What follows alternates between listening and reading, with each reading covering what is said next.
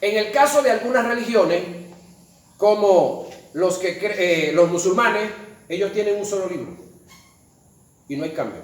Sin embargo, hay dos grupos, los sunitas y los chiitas. Eso tiene su razón, es otro detallazo por ahí, que lo hablamos. Ahora, nosotros como iglesia también tenemos un solo texto. El detalle es que la Biblia que tenemos hay dos textos y hay una variedad de sacerdocios que usted los va a investigar. Y usted me va a decir bajo qué sacerdocio usted está.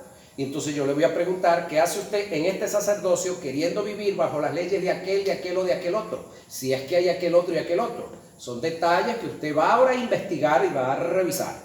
Ahora, ok, si nosotros vivimos en Venezuela, ¿qué hago yo queriendo vivir bajo la Constitución de Suiza? Puede ser muy chévere la Constitución, Suiza pues una gran nación, no hay la pobreza desde el punto de vista, dijéramos, de hogares, de casas que hay aquí. Sí hay otros tipos de pobreza, sí las hay, no crea que no las hay. Pero la que uno ve aquí cuando sale, camina, una calle, un hueco, un carro viejo, no estoy diciendo nada por el carro de mi hermano el pastor, una construcción de una iglesia como está esto, no, eso usted no lo va a ver en Suiza nunca jamás, ¿sí? Entonces, la Constitución puede ser muy buena, pero usted no vive en Suiza. ¿Usted vive dónde? En la República Bolivariana de Venezuela misma, dijo un amigo de nosotros, ¿verdad? Entonces, ¿a qué Constitución nos tenemos nosotros que someter? A la de aquí. Entonces, bíblicamente, hay una gran cantidad de verdades en el texto sagrado que tenemos que analizarlas, revisarlas y va a quedar grabado lo que viene ahora. Un 75% de todo lo que está escrito en la Biblia que usted tiene para su espiritualidad no le sirve.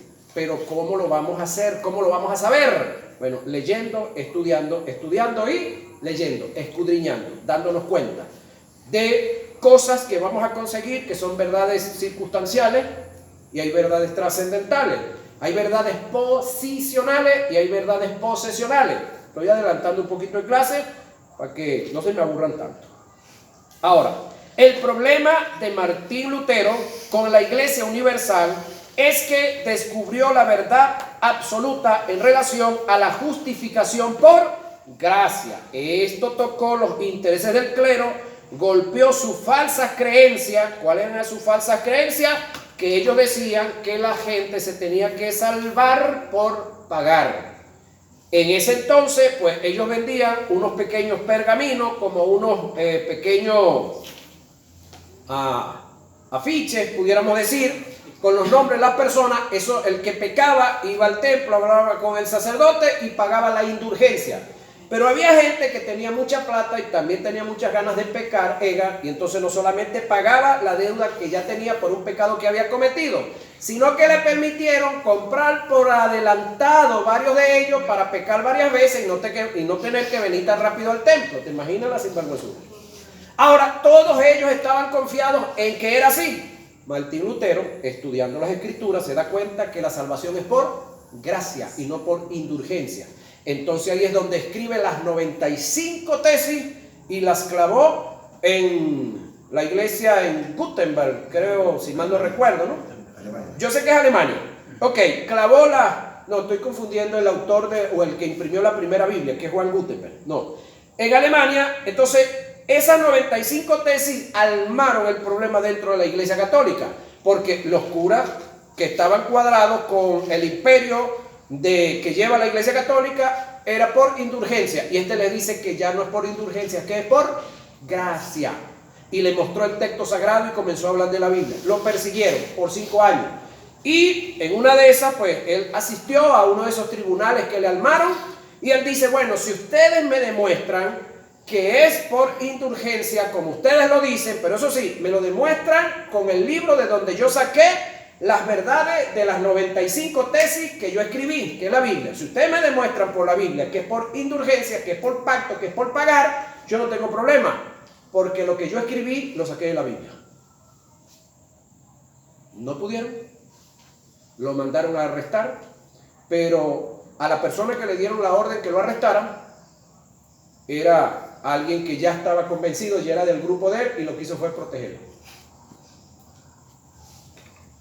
Eso llevó a que entonces comenzaron a darse cambios. Y de ahí comienzan las palabras a decirnos a nosotros, protestantes. No es que ahí nació la iglesia, hermano, no. Porque la Reforma tiene, creo que 500 años, cumplió el año pasado o este año, 500 años de Reforma. No, la iglesia de Jesucristo, señoras y señores, tiene 2023 años. Es decir, la era del cristianismo es el tiempo que tiene la iglesia cristiana evangélica. El problema es que, como no conocemos mucho de historia, métase un poquitico en la historia y busque por ahí a Constantino. Usted va a conseguir que Constantino accedió al poder en el año 313 de la era cristiana. Por lo tanto, el cristianismo ya tenía ¿cuántos? 313 años. Constantino es el primer papa. Es decir, la Iglesia Católica comienza a surgir de Constantino para acá. Accede al poder en el 313, en el 325, como no logró convencer al liderato cristiano evangélico de la Iglesia Cristiana de Cristo, como no los logró convencer, capturó con su gente y mató en una primera andanada a 45,000 líderes. Recogió todos los libros religiosos, todos. Y en 2 años más tarde saca la primera Biblia, la Vulgata Latina, en el 327. Y de ahí comienza a surgir lo que es la Iglesia Católica. Él termina yéndose de aquí de Occidente y se radica en el Medio Oriente. Usted ha oído hablar de la ciudad Constantinopla. Actualmente, Turquía, Estambul, eso era. Él se tuvo que ir para allá. Por eso es que existe la Iglesia Ortodoxa de allá y existe la iglesia de acá. Que la de allá no la maneja el papa de aquí. La de allá la manejan patriarcas que se casan, tienen hijos. Muy especialmente los rusos dominan esa parte. Ahora en esta parte la maneja el papa y ellos acomodaron a su antojo.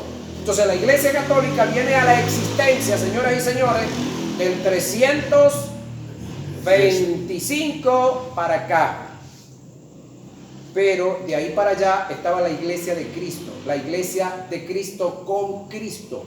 Porque la Iglesia Católica, ellos se hacen llamar cristianos, pero vaya al fondo a ver si son cristianos con Cristo.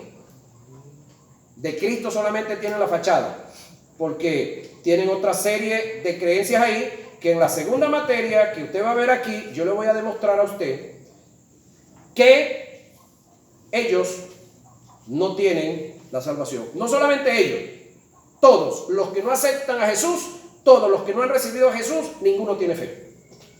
Seguimos avanzando. Ok, estamos hablando de que la justificación solamente en lo absoluto se conseguía por gracia. Esto tocó los intereses del clero, se arma el grave problema, golpeó sus falsas creencias y los intereses económicos también, porque dejaron de vender las indulgencias.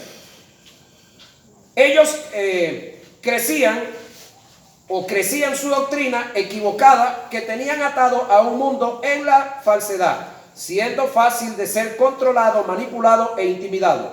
La falta de conocimiento es la madre de la ignorancia. La ignorancia es como un nido que habita en el corazón del hombre, en el cual se anida la religión, la tradición, el paradigma, la filosofía, la falsa doctrina, un hombre en el cual habitan todos estos flagelos que le acabo de decir, es víctima de la manipulación, la intimidación, el control, el engaño y la mentira.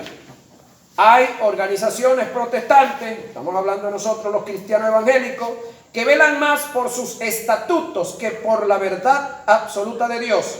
Líderes que levantan preceptos que van en contra de la verdad verdadera de Dios. Jesús les dijo a los miembros del Sanedrín, ustedes invalidan la palabra de Dios por sus propios preceptos, por vuestra tradición.